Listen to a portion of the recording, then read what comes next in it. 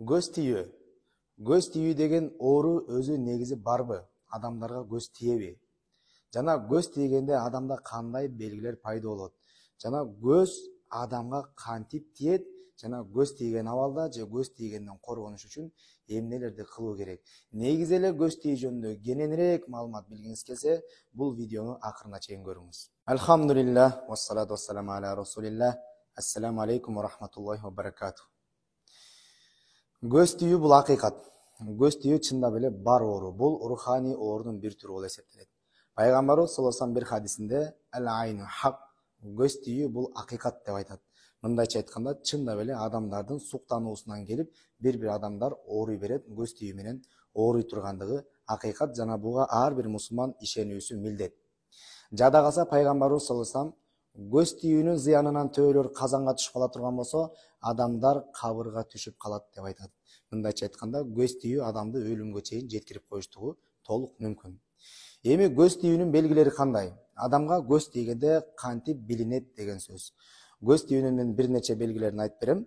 Эң биринчи, адамга көз тийгенде эмне болот? Адам энергиясын жоготот. Мындайча айтканда, баттан чарчап, иш кыла албайт, жалкоосу кармайт, эч нерсеге көңүлү жок. Адамдын энергиясы себеби жок эле. Канчалык эс алганына карабастан адам энергиясын жогото бериштик. Бул көз тийгендин биринчи белгиси болуп эсептелет. Экинчи, адамдын уйкусунун көбөйүштүгү.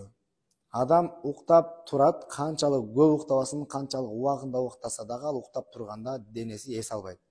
Көп учурлар болот. Уктап турганда наоборот денелердин баардыгы жанчылып, ооруп, кыйналып, дагы деле чарчап, кайра эле уйкусу келе берген учурлар дагы бул көз тийгендин белгилеринен болуп эсептелет. Үчүнчүсү, себеби жок эле, эч бир себепсиз адамдын арыктап кетиштиги. Адамдар арыктап кетет, аппетиттерин жоготот. Жана себеби жок эле денелер ар кандай оорулар менен ооруй бериштик. Бул дагы көз тиүүнүн белгилеринен. Бүгүнкү күндөгү онкологический оорулар, рак деген оорулар бар. Эч бир себеби жок, каяктан келген оору, айыкпаган оорулар бар. Алар именно ушундай көз тиүүдөн келген оорулар болуп эсептелет. Жана себеби жок эле чачтын түшүүсү, денелерге жаралардын, ар кандай аллергиялардын себеби жок эле чыгуусу, жана канча лечение кылса дагы анализдер жакшы чыгып, андан айыга албай калган оорулар, жана ошондой чач түшүүлөр, денедеги оорулар баардыгы тең булар көз тийгенден болуп эсептелет. Ошондой эле көпчүлүктөрдү каалабай калыштык. Көпчүлүк адамдарга кошулгусу келбейт. Үйүндөгүлөр менен да кенен отуруп сүйлөшө албайт. Шашкысы кетип берет. Кенен отуруп сүйлөшкөндө өзүнөн өзү эле жүрөгү сыгылып, ал жерге отура албайт. Көпчүлүккө такыр баргысы келбейт. Бул дагы көз тийгендин белгилеринен. Жана иштердин жүрүшпөй калыштыгы, бир ишти баштаса аягына чыга албайт, же болбосо тапкан ташыгандардан эч кандай береке жок, же болбосо дайыма эле иши жүрүшпөйт. Кандай иш кылса деле иши эч оңунан чыкпаган учурлар, бир эмес, дайыма кайталана бере турган учурлар, булар дагы көз тиүүнүн белгилери болот. Эми көз кантип тиет? Көз тиүү адамдардын биринин бирине суктануусунун натыйжасынан келип чыккан оору болуп эсептелет. Ал эми адамдардын бири-бирине болгон суктануусу эки түрдүүчү болот. Биринчиси айын деп айтылат, экинчиси хасад деп айтылат. Айын деп көз тиүү бул адамдар бири-бирине суктанганда эч кандай жаман ою жок эле, бирок жакшылыктарына суктана турган болсо, бул кайсыл учурларда? Көбүнчө жаш балдарга көз тийген учурларда. Эч ким жаш баланы ооруп калсын, ушул жүрбөй калсын деп суктанбайт. Баардыгы тең жакшы ниет менен, жакшы ой менен эзилип, ширинем, алтыным деп суктанып отуруп, жаш балага көз тийип калат. Ошол сыяктуу эле жубайлардын бири-бирине аялын эркелетет, күйөөлүн эркелетет. Бул жерде эркелетүүдө эмес, маселе ошол суктануусунда, бир жакшылыктарына суктануусунда, жакшы ой болгон күндө дагы көз тийип калыштыгы толук мүмкүн. Ал эми хасад деп көз тиүү бул адамдардын бирин-бириндеги жакшылыктарына ичи тарлык менен, көрө албастык менен, ичи күйүп, эмне үчүн мында менде жок, мында бар деп ичи күйүп суктануусунун улам келип чыккан хасад деген көз тиүү болот. Демек, көз тиүү адамдардын бири-бирине суктануусунда жакшы ниет болсо дагы, жаман ою жок болсо дагы, жана көрө албастык кылган учурда дагы адамдарга көз тиүү пайда болот. Эми көз тийгенден өзүбүздү коргош үчүн жана көз тийип калган жогорудагы симптомдорду өзүбүздөн байкап кала турган болсок, эмне кылыш керек? Көз тийген адамды табып, анын көзүн чукуш керек эмеспиз. Көз тиүүдөн коргонуш үчүн жана көз тийген учурдан чыгыш үчүн бизге мынага окшогон көз тийгенден коргойт деп жана бул окшогон ар кандай көз мончоктор, мындай болгон көз мончокторду тагыныш керек эмеспиз. Жана ошондой эле бул окшогон тумарларды ушул көз тийгенден коргойт, иштериңди оңдойт. Жана дагы көрсөтө кетейин, ушундай дагы бир тумарларды чийип берген кагаздын ичине. Мынага окшогон көз тийгенден атайын коргой турган дуаларды чийип берген. Булардын баардыгын кылыш керек эмеспиз. Анткени булардын баардыгы тең ширк болуп эсептелет. Мунун баардыгы тең кечирилгис күнөө болуп эсептелет. Эми көз тийгенден биз кантип коргонобуз? Көз тийүүдөн коргонуу жана көз тийүүдөн чыгуу жолу таптакыр башка жакта жатат. Ага эмне кылабыз? Ага эң биринчи биз ыклас деген нерсени жүрөгүбүзгө киргизебиз. Анткени бизге көз тийип калыштыгынын эң чоң себеби бул биздин ыкласыбыздын жоктугу.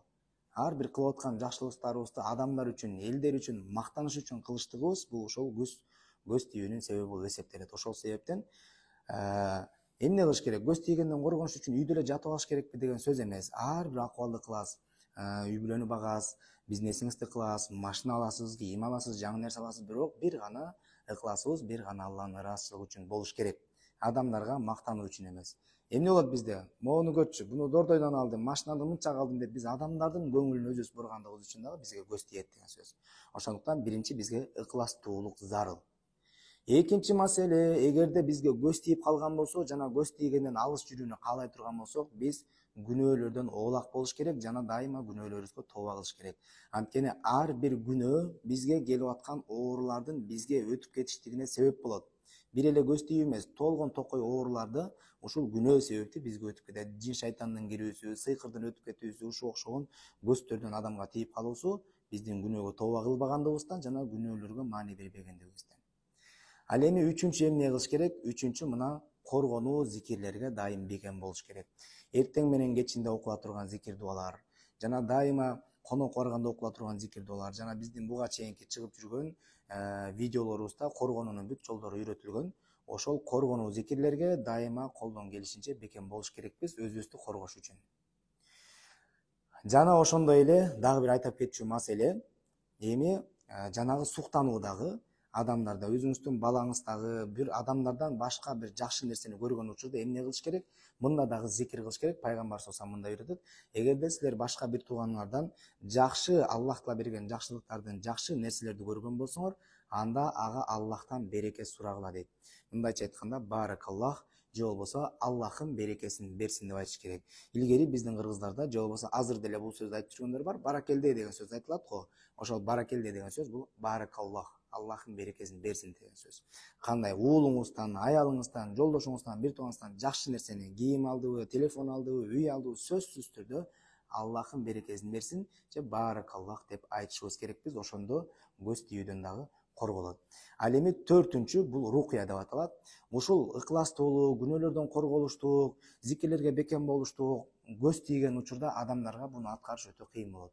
Ал учурда эмне кылабыз? Куран аяттары менен дем салдырып, ошол өзүбүздөгү сыйкырды, көз тийгенди, жаман нерселердин баарын тазалагандан кийин анан ушул амалдарды толук аткарып баштайбыз. Ошондуктан Куран аяттары менен дем салуу эмне үчүн? Анткени Аллах Таала өзү Куранда "Ва нуназзилу минал Кур'ан ма хуа шифа", биз бул Куранды ыйман келтирген, Аллахка ишенген адамдар үчүн шифа кылдык деген.